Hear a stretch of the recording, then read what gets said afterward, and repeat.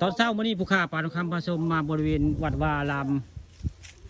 บ้านอ่างตำบลนาตาลนี่คือวัดถ้ำหินตาดเลยพี่น้องยืนนี่ก็ยืนอยู่หลังถ้ำได้นี่นี่คือหลังถ้ำวัดหินตาดบ้านอ่างตำบลนาตาลมื้อนี้ครูบาแม่นเพิ่นพามาเบิ่งรอยพระบาทวัดถ้ำหินตาดบ้านอ่างตำบลนาตาลอำเภอเต่างอยได้นี่คือห้อยพระบาทเลยพี่น้องนี่บัวจักนะผู้ค้าก็ว่ามีห้อยพระบาทอยู่บริเวณหลังถ้ำได้หลังถ้ำวัดถ้ำหินตาดมื้อนี้มีห้อยพระบาทได้มี2ห้อยพี่น้อง นี่ก็ห้อยนี่ห้อยนึงได้บักขี้ใหญ่เพื่อเจออยู่ในนี้คือรอยพระบาทวัดถ้ำหินตาดบ้านอ่างตำบลนาตาลผู้ค้าปลาทองคำผสมเอาภาพบรรยากาศห้อยพระบาทไม้เบิ่งไม้ชมได้อุบาแม่นเพิ่นเห็นจังเพิ่นพามาเบิ่งพามาชมนี่ก็คือห้อยพระบาทพี่น้องนี่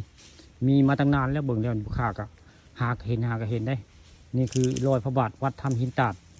บ้านอ่างตำบลนาตาลอำเภอเต่างอยอันนี้ผู้ค้าปลาทองคำผสมเอาภาพบรรยากาศห้อยพระบาทไม้เบิ่งไม้ชมได้นี่คือรอยพระบาทอยู่หลังถ้ำพี่น้องนี่เปิดเจอได้ปลาตีนเพื่อพุ่นละไปทางตะวันตกพุ่นละส่วนตีนเพื่อไปทางตะวันออกว่างานนี่คือรอยพระบาทวัดถ้ำหินตาดบ้านอ่างตำบลนาตาลอำเภอเต่างอยผู้ค้าปลาทองคำผสมเอาภาพบรรยากาศรอยพระบาทมาให้เบิ่งมาให้ชมวันนี้เห็นนะครูบาเมนได้ครูบาเมนเพิ่นอยู่ในวัดนั่นล่ะเพิ่นเกิดมาอยู่หลายปีได้เพิ่นหาก็เห็นเพิ่นเอาขึ้นมาหลังถ้ำไปเห็น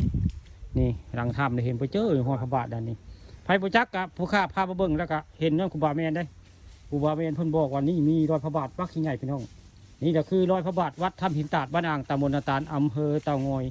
ผู้ค้าปลาทองคำผสมเอารอยพระบาทมาให้เบิ่งมาให้ชมได้นี่ละพี่น้องรอยพระบาทนี่ถ้าในอ่างกาซิโบจักได้ชาวบ้านอ่างกาซิโบจักหลายคนได้มื้อนี้ผู้ค้าปลาทองคำผสม